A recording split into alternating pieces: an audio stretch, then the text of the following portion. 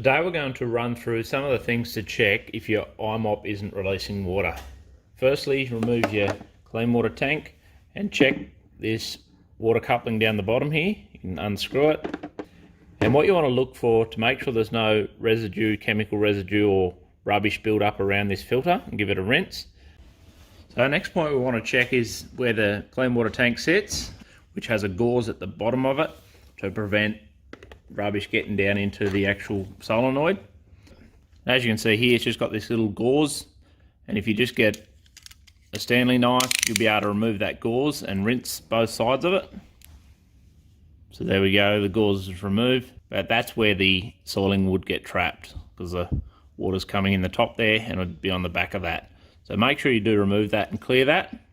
This is often a spot where it does get blocked up, and we often get asked, how can we prevent that from happening? Well, key thing is make sure you're keeping your clean water tank clean and rinsing it out regularly.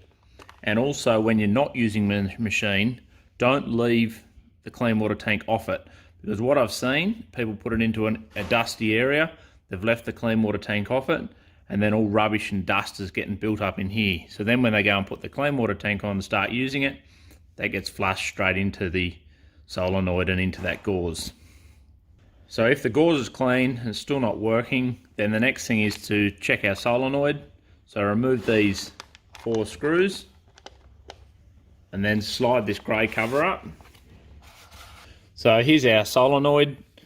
So as you can see, the water comes in this side here.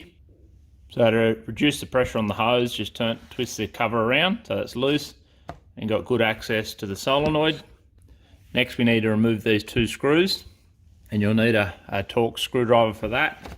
And the easiest way to get to them is to put your Torx piece through the top here and line that up with where the screw is.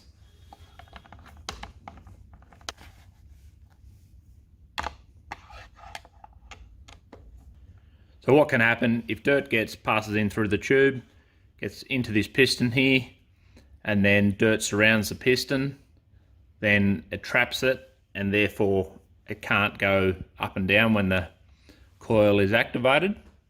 Therefore either lock it shut or lock the valve open. Alright, next step. Now for the purpose of this video, I've removed a solenoid from the machine, but I do want to note it's not necessary to remove the whole solenoid, disconnect the tubes to do this next step that I'm about to show you. So be aware of that. If it is already installed in the machine, the solenoid's not working, you can conduct this without removing the tubes and removing the whole solenoid. So what we need to do is remove this nut on the top here.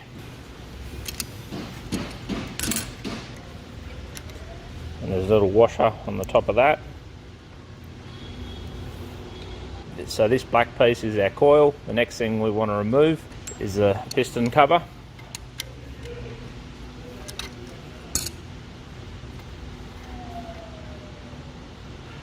Alright, there we go. So once the piston is removed, what we want to make sure of is that the actual piston is moving freely. It's spring loaded, you can see, and you can also pull that out. Just be careful, it does have a spring on the end. Check that it's all clean inside.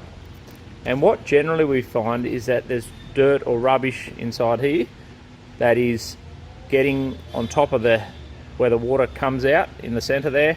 Therefore the rubber on the top of this seal is not sealing that off so water flows through.